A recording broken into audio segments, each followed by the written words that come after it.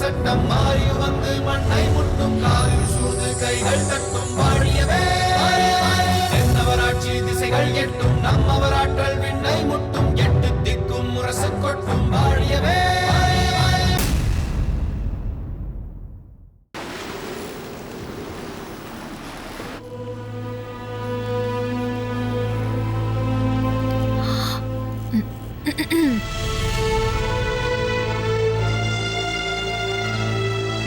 நீயா? ஏன் நான் வரக்கூடாதா?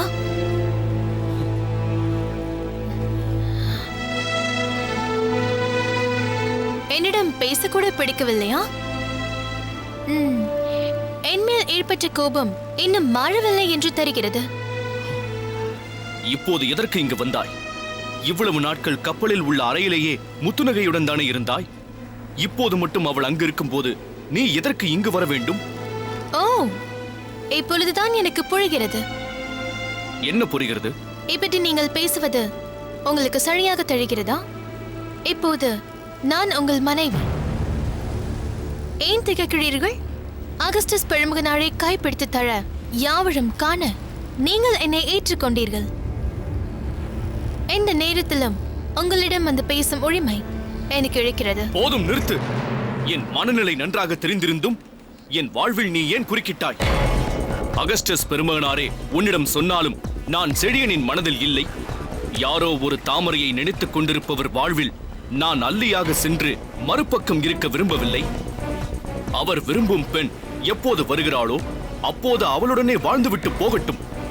என்னை நீங்கள் அந்த காதல் பித்தனிடம் தந்து விடாதீர்கள் என்றல்லவா நீ அவரிடம் சொல்லியிருக்க வேண்டும். தங்களையே பித்தன் என்று சொல்லிக் கொள்கிறீர்கள்? ஆமாம், நான் பித்தன் தான். என்னால் தாமரையை மறக்க முடியாது. ஒருவேளை அவள் கிடைக்காமலே போய்விட்டாலும் அவளையே நினைத்துக் கொண்டு இப்படியே வாழ்ந்து விடுவேனே தவிர எந்த ஜூனோவுடனும் வாழ மாட்டேன். இதுதான் உங்கள் முடிவா? இதற்குத்தான் ரோமா புழியில் என்னை மறந்து பாண்டிய நாட்டிற்கு அழைத்துச் செல்கிறீர்களா? பேசாதே. வலுக்கட்டாயமாக என்னோடு உன்னை சேர்த்து வைக்கும்படி அகஸ்டஸ் பெருமகனாரை தூண்டிவிட்டு வந்து என்னோடு இணைந்து விட்டு என்னை குறை சொல்கிறாயா? அகஸ்டஸ் பெருமகனார் எனக்கு எவ்வளவோ பரிசுகளை தந்தார். ஆனால் அத்தனைக்கும் வினையாக உன்னை என் தலையில் கட்டிவிடுவார் என்று நான் சற்றும் எதிர்பார்க்கவில்லை. இப்போது நான் பாண்டிய மன்னர் முன் உன்னை நிறுத்தி இவள் என் மனைவி என்று சொன்னால் அவர் மகிழ்ந்து போவார் என்று நினைக்கிறாயா? தமிழ் மண்ணில் பிறந்த நீ, தாமரையைத்தான் மணப்பேன் என்று சொல்லிக் கொண்டிருந்த நீ, ரோமாபுரியிலிருந்து எவ்வளவு ஒருத்தியை இழுத்து வந்திருக்கிறாயே. இது நம் பண்பாட்டிற்கு பொருந்துமா என்று கேட்க மாட்டாரா? அங்குள்ள அனைவருமே என்னை ஏளனமாக பார்க்க மாட்டார்களா? நீ ஒரு ஜட பொருளாக இருந்திருந்தால் கப்பல் பயணம் புறப்பட்ட அன்றே உன்னை கடலில் தூக்கி வீசி இருந்திருப்பேன். என் வாழ்வில் இனி எப்போதுமே உனக்கு இடம் இல்லை. போ, போய்விடுங்கிருந்து.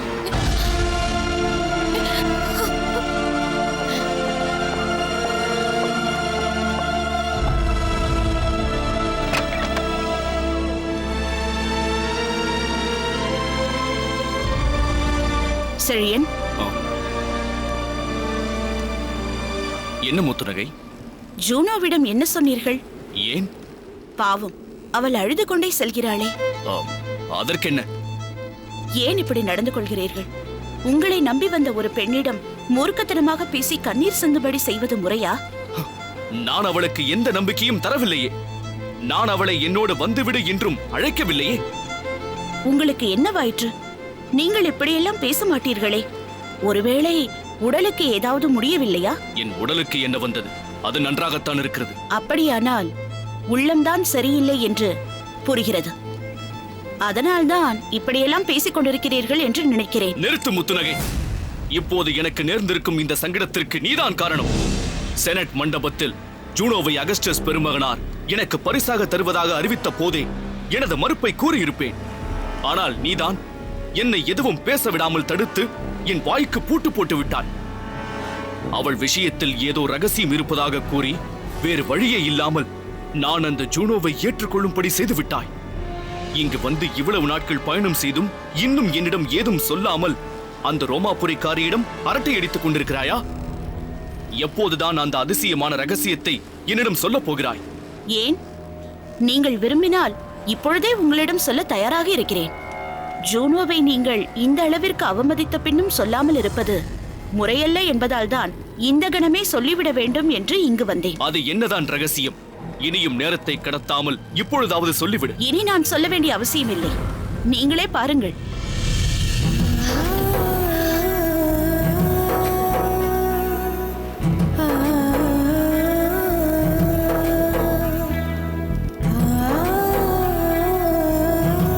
முத்துநகை, இவள் இவள் தாமரை தானே? இல்லை. சரிதான். அதற்குள்ளே தாமரையின் முகத்தை மறந்து விட்டீர்களா? இதுதான் நீங்கள் தாமரையின் மீது கொண்டிருப்பதாக கூறும் மாறா காதலுக்கு அடையாளமோ? நீ என்ன சொல்கிறாய் முத்துநகை? இது நனவா கனவா என்று என்னால் நம்ப முடியவில்லையே. ஜூனோவா தாமரையா என்றே புரியவில்லையே. அசலில் ஜூனோ மாதிரியே இருக்கிறாளே. ஜூனோ மாதிரி என்ன? ஜூனோவே தான். என்ன புதிர் போடுகிறாய்? தாமரையை போய் ஜூனோ என்கிறாயே. நீங்கள் தான் ஜூனோவை தாமரை என்கிறீர்கள். அன்னையாரே, இன்னும் ஏன் அவரை வார்த்தைகளால் வாட்டி எடுக்கிறீர்கள்? அப்படியானால் எல்லாவற்றையும் நீயே அவரிடம் உடைத்து சொல்லிவிடு. சொல்லத்தான் வேண்டும். ஆனால் ஓ, நான் இங்கு இருக்க கூடாது என்கிறாய். நீண்ட நாட்களுக்கு பிறகு சந்திக்கும் இனிமையான நேரத்தில் நான் ஏன் இங்கு இருக்க போகிறேன்? நான் போய்விடுகிறேன்.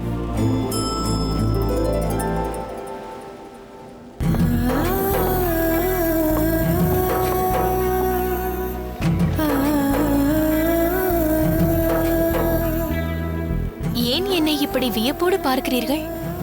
இன்னுமா உங்களுக்கு புரியவில்லை? இந்த தாமரை தான் அந்த ஜூனோ, அந்த ஜூனோ தான் இந்த தாமரை. தாமரை, கொற்கையில் இருந்த நீ எப்படி ரோமாபுரிக்கு வந்தாய்? உன்னிடம் நான் பேசிய சுடு சொற்கள் நாட்டை விட்டு அன்னை நாட்டிற்கு போகும்படி உன்னை தூண்டிவிட்டதா? இல்லை, நான் ரோமாபுரிக்கு வந்த காரணம் அது மட்டும் இல்லை.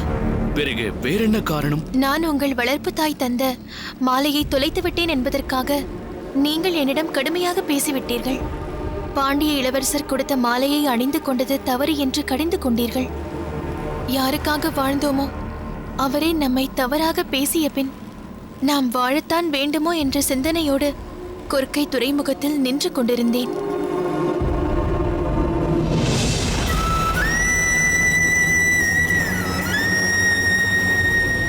இளவரசியாரே,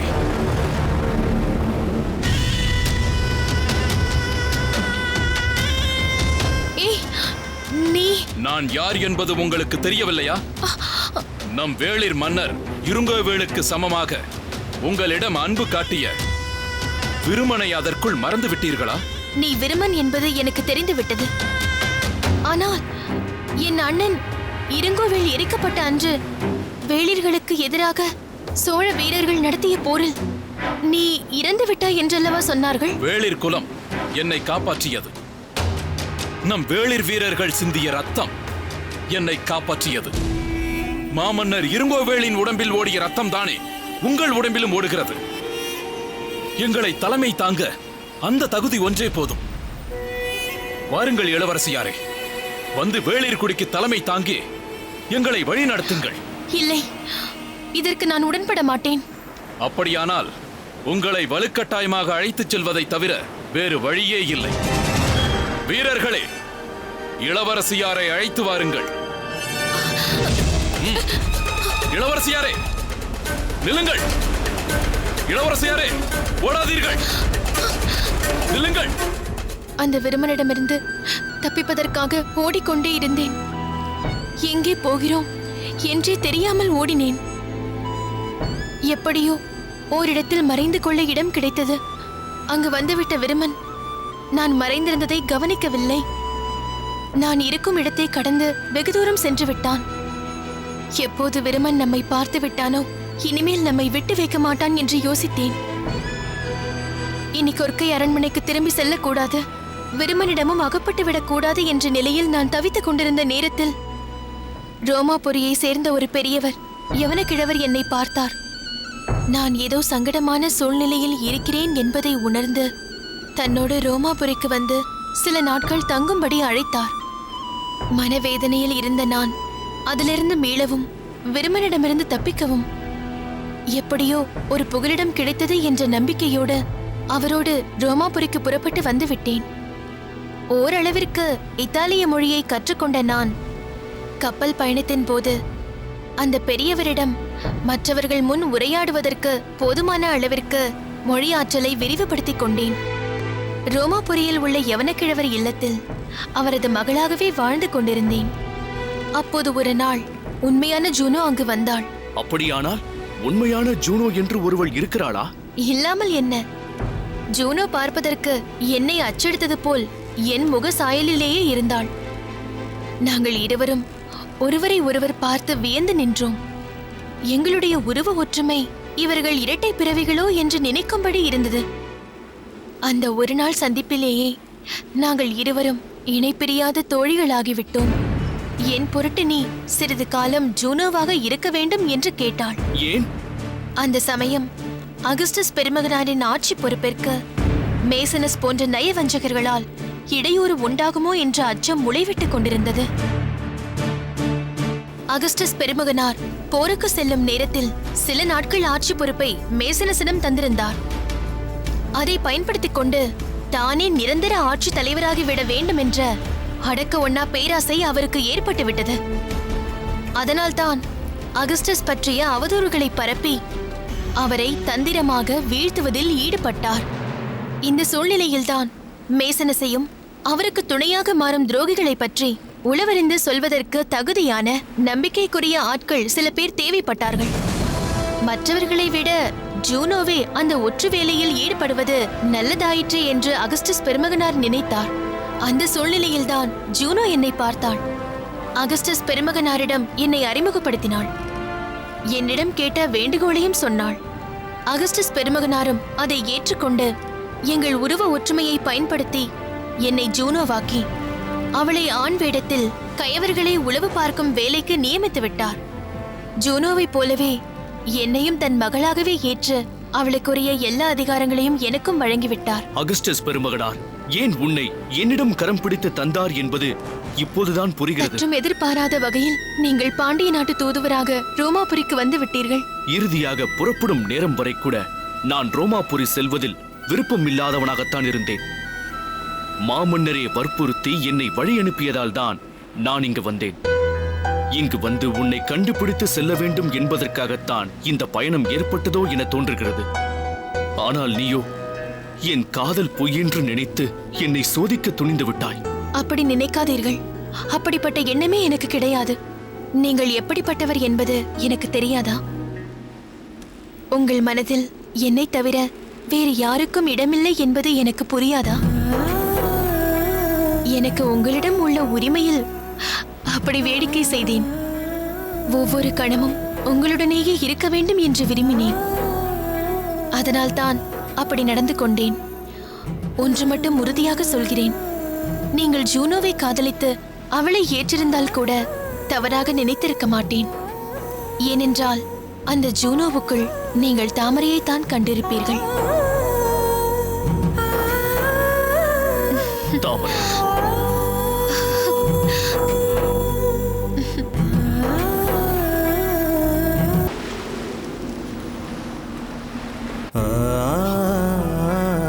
தாமரை, இந்த காட்சிகள் எதுவுமே எனக்கு எந்த பிரமிப்பையும் ஏற்படுத்தவில்லை. ஏன்? நீ என் அருகில் இருக்கும் போது உன்னை தவிர வேறு எதை என்னை வசீகரித்து விட முடியும்? தாமரை, நீதான் ஜூனோவாக நடித்துக் கொண்டிருந்தாய் என்பதை இன்னமும் கூட என்னால் நம்பவே முடியவில்லை. நடந்தவையெல்லாம் ஒரு கனவு போலத்தான் இப்பொழுதும் எனக்கு தோன்றுகிறது. தாமரை, எப்படியோ உண்மையான காதல் தோற்காது என்று சொல்வார்கள். அதுவும் நம் வாழ்வில் நிரூபணமாகிவிட்டது.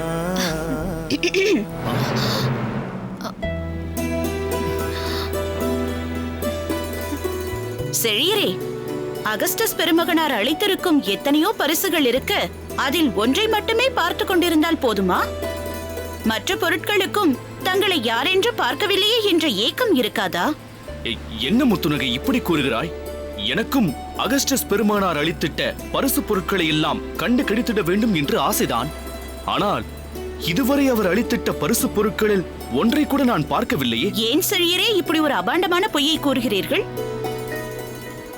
அகஸ்டஸ் பெருமகனார் உங்களுக்கு அளித்த பரிசுதானே இவள்? இல்லையே, அகஸ்டஸ் பெருமகனார் எனக்கு ஜூனோவைத்தானே பரிசளித்தார். இவள் தாமரை ஆயிற்றே. நான் இன்னும் ஜூனோவை பார்க்கவில்லையே. அப்படி என்றால் உங்களுக்கு தாமரை வேண்டாமா? அந்த ஜூனோ தான் வேண்டுமா? ஐயோ, நான் ஏன் ஜூனோவை பார்க்க வேண்டும்? இனி என் தாமரையை பார்த்துக் கொண்டிருக்கவே எனக்கு நேரம் போதாதே. சரி சரி, உங்கள் ஊடலை பிறகு வைத்துக் கொள்ளலாம். செழியரே, அகஸ்டஸ் பெருமகனார் உங்களுக்கு ஒரு பேழை கொடுத்தாரே, அதில் என்ன இருக்கிறது என்று பார்ப்போமா? பார்ப்போம்.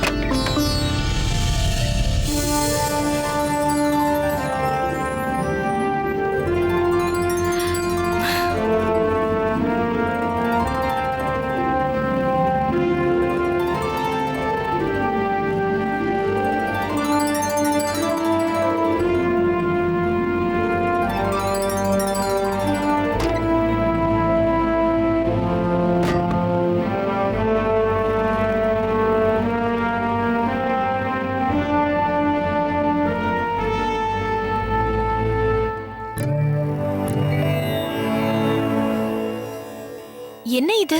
இதுதான் சோழ பேரரசர் கரிகாலரின் சிந்தனையில் உதித்த கல்லணையின் வடிவம். ஓ ஆமாம், இது எப்படி உனக்கு தெரியும்? இதை எனக்கு சொன்னவரே மாமன்னர் கரிகாலர் தானே? அப்படியா? ஆமாம். பாண்டிய நாட்டிலிருந்து ஒருவர் ரோமாபுரிக்கு போக போகிறார் என்று தெரிந்ததும் இதை எப்படியாவது பெற்று வர வேண்டும் என்று எண்ணினார் கரிகால் பெருவளத்தார். காவிரி எண்ணெய் வற்றாத ஜீவநதியாக இருந்தாலும் சில நேரங்களில் மக்களின் ஜீவனை பறிக்கும் காட்டாராக மாறிவிடுவாள். அதனால் குடகு நாட்டை சேர்ந்த பலர் அதற்கு பலியாகி கொண்டிருந்தார்கள். அதற்கு ஒரு நிரந்தர தீர்வு காண வேண்டும் என்று நினைத்த சோழ மன்னர் கல்லணை கட்டி காவிரியின் வேகத்தை தடுக்க தீர்மானித்தார். அதற்காக உருவாக்கப்பட்டதே இந்த வடிவம். ரோமாபுரிக்கு இது எப்படி வந்தது? சந்தனம் மணக்காது, செந்தேன் இனிக்காது என்று சாதிப்பதன் மூலம் தங்கள் மேதாவித்தனத்தை காட்டிக்கொள்ளும் மேட்டுக்குடியினர் எந்த காலத்திலும் இருக்கிறார்கள் அல்லவா? அவர்களில் சிலர் கல்லணை கட்டும் திட்டத்தின் மூலம் கரிகாலர் வரலாற்று புகழ் பெற்றுவிடுவார் என்று யோசித்து அவரிடமிருந்து இதை களவாடி ரோமாபுரிக்கு செல்வோரிடம் தந்து அனுப்பிவிட்டார்கள். இந்த கல்லணை வடிவம் காணாமல் போனதால் சோழ மாமன்னர் மன உளைச்சலுக்கு ஆளானார் என்றாலும் இதை யார் மூலம் எப்படி பெறுவது என்று குழப்பத்தில் இருந்தார். பாண்டிய மன்னரின் உடல்நிலை காரணமாக உங்களை இங்கு அழைக்க வந்த நான் சமயம் பார்த்து அகஸ்டஸ் பெருமகனாரிடம் சோழ மன்னரின் விருப்பத்தை தெரிவித்தேன். அவரும் அதற்கு உடனே இணங்கி உங்களுக்கு பரிசளிப்பது போல் நம் நாட்டு மக்களை பெருவெள்ளத்திலிருந்து காப்பாற்ற போகும் இந்த அரிய பொக்கிஷத்தை அன்பளிப்பாக தந்துவிட்டார்.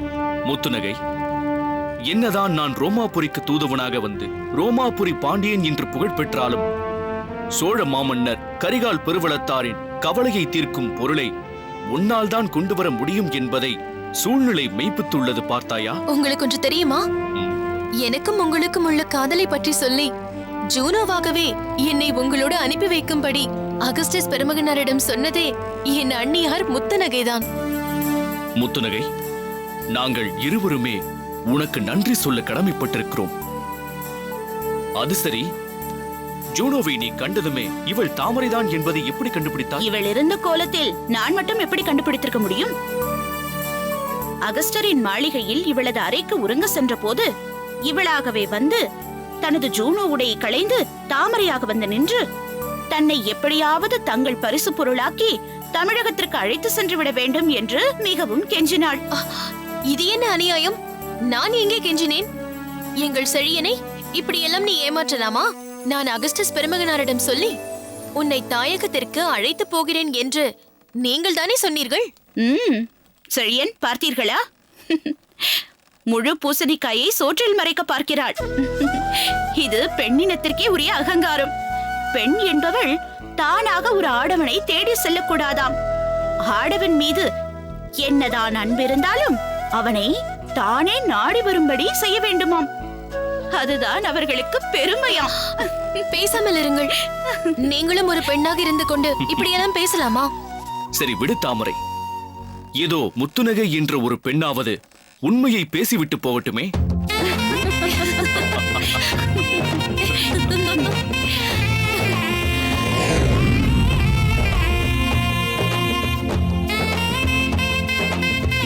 ஜூனோ, செழியா,